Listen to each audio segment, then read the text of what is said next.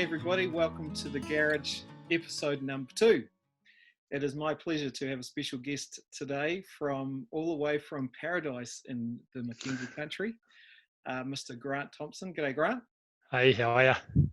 Good, thank you. Nice you could join us. Now this man can see Mount Aoraki, Mount Cook, from his road driving up to his house, so that's pretty impressive. Grant, why don't you just show us a quick Yeah, sure thing. look outside. Yeah, that's the backyard, which isn't too bad. I don't think you can see the mountain today, but yeah, you'll get it later. Beautiful. So Grant, you're an elder at Pukaki Cooperating Parish. Yep, that's right. Tell us, what kind of questions have you got mulling around in your garage? Nice to see you in the garage, by the way, but what kind of questions are you asking there at the moment? Yeah, so we're really asking, and post-COVID or during COVID-19, it's really topical as well, is, how do we do church differently? How do we be church differently? And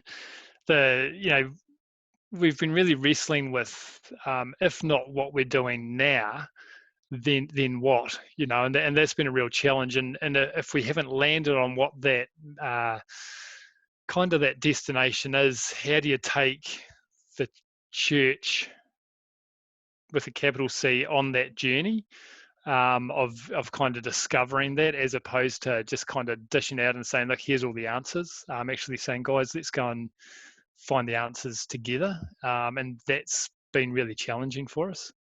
We've worked out what we don't want to be, or the activities that don't work so well for us, but it's actually much harder to find out what activities do work for us. And that's what we're kind of experimenting with a little bit now, under the constraints of the COVID-19 world, but also after that, what can we do differently that people draw life from? So we've been really challenged by the church to ask the question, of our people, what do you miss about whatever the normal Sunday service looked like? But more importantly, what of that matters and why does that matter? So somebody might miss the sermon, so they missed a sermon, but we've been digging into, well, what does that matter to you that you're not, having a sermon and they're coming in with deeper answers about spiritual nourishment, or being able to talk it over with somebody afterwards and all that sort of thing. And so we're trying to work out, not just on the surface what people miss, but why does that matter? Yeah, right. So that we can go post COVID-19 with potentially some other activities that might not be a normal Sunday service, but